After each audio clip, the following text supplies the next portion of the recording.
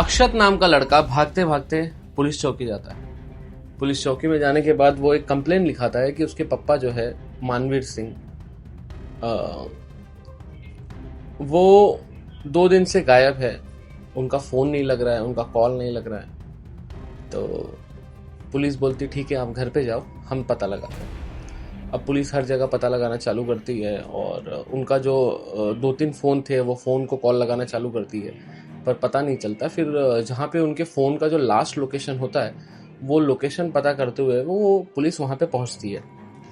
Police जैसे वहाँ पे पहुँचती है तो देखती है वहाँ पे ना तो फ़ोन है ना तो कुछ है, और लास्ट लोकेशन वहीं का है, मतलब कोई ना कोई फ़ोन चुराया या वहाँ पे बंद किया, ऐसा कुछ था।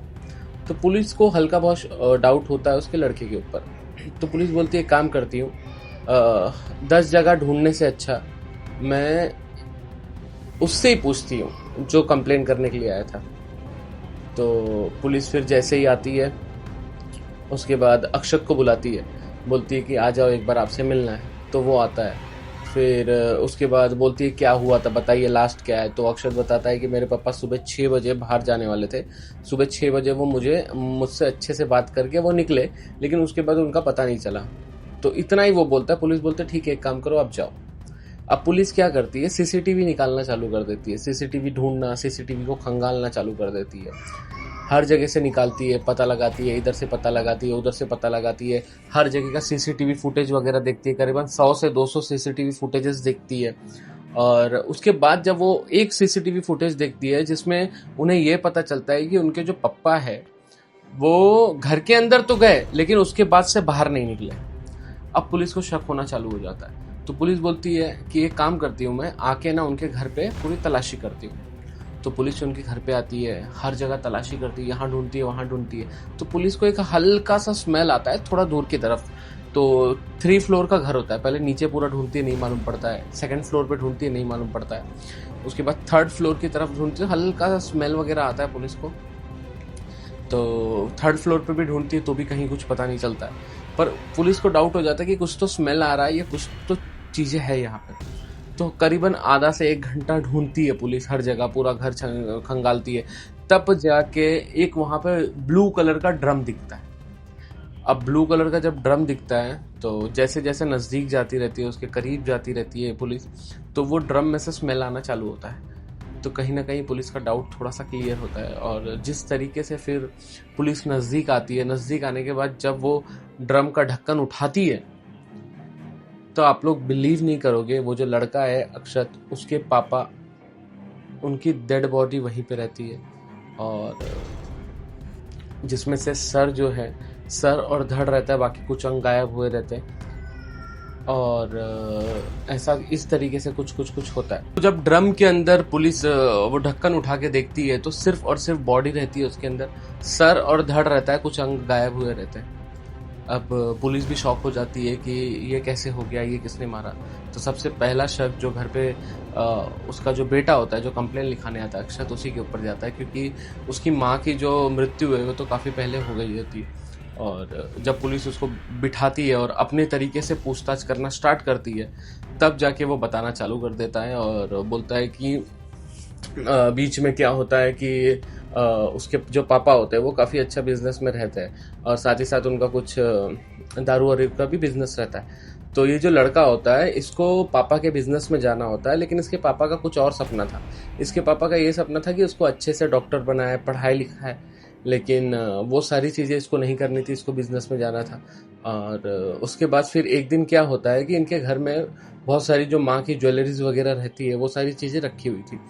तो ज्वेलरीज गायब हो जाती है, इनके पापा को पता चलता है। तो फिर सबसे पहला जो शक करते हैं इनके पापा, वो अपने बेटे पे नहीं करते, वो घर के जो नौकर वगैरह रहता है उस पर शक करते हैं। तो फिर वो नौकर को जब बुलाया जाता है, नौकर से पूछा जाता है, तो बाद में मालूम पड़ जाता है उसके पापा को खुद ही कि भाई साहब ये जो घर में जो चोरी हुई वो खुद मेरा बेटा कर रहा है, और उसके बेटे ने ही वो चोरी की, वो पूरा सोना चोरी हुआ। तब से कहा सुनी हो गई और बाप और बेटे में ज़्यादा कुछ पटती नहीं थी। तो ऐसे ही कुछ होने में थोड़ा बहुत बातचीत हो गई होगी, जिसमें उसके पापा के पास एक रिवॉल्वर था। वो रिवॉल्वर से ही अक्षत ने खुद ही अपने पापा के रिवॉल्वर से अपने ही पापा को गोली से उड़ा देता है। अब आप लोग खुद समझो, एक बार दिमाग लगा के सोचो, जिस बाप ने इसको जन्म दिया, क्या सोच के जन्म दिया होगा कि मेरा बुढ़ापे का सहारा बनेगा या मेरा साथ देगा, क्योंकि माँ तो ख़त्म हो चुकी थी। एक बहन भी थी इसकी, इसने अपने ही पापा को गोली से उड़ा दिया, और वो जो छोटी बहन थी उसको धमकाने लगा, बोला अगर तू किसी को बताई ये सारी बातें और किसी से भी मालूम पड़ा तो फिर तेरे को भी मैं मार दूंगा।